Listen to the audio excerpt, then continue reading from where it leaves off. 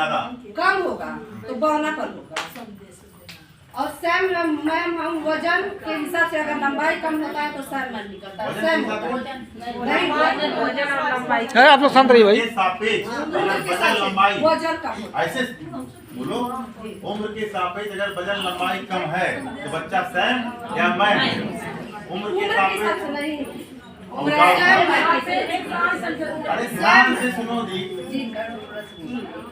उम्र के एक ट्रेंडिंग बना हुआ है त्रिभुज, उम्र देख रहे हो लिखा हुआ है, उम्र के सापेक्ष अगर वजन कम है क्या होगा?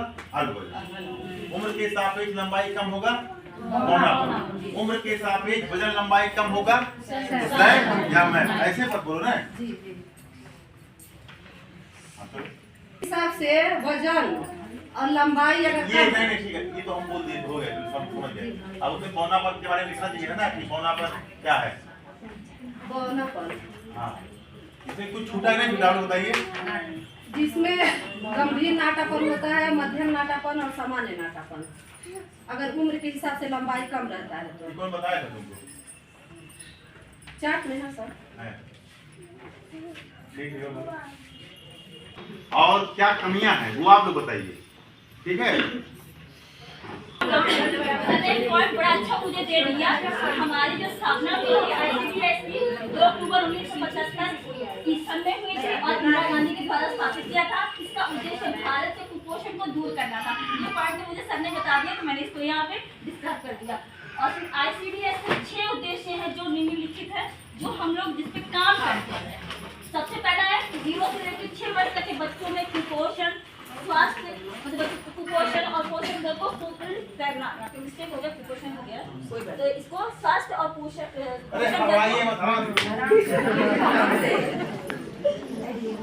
दर को सुदृढ़ बनाना, ठीक है। दूसरा है इन्हीं बच्चों में मानसिक, शारीरिक, सामाजिक, बौद्धिक विकास की हमको नींव रखनी है, क्योंकि सबसे पहले बच्चों को हम ही हैंडल करते हैं। गर्भावस्था से लेकर जब वो बच्चा 3 वर्ष 6 वर्ष तक होता है तो हम इसको हैंडल करते हैं। तो ये इसकी नींव भी हम ही रखते हैं। कैसे रखते हैं? जब माँ के पास हम लोग संपर्क करते हैं, चर्चा करते हैं, तब हम इसकी नींव रखते हैं। तीसरा पॉइंट है बाल मृत्यु, मन बुद्धि, कुपोषण तथा स्कूल छोड़ने वाले बच्चों की संख्या में कमी लाना।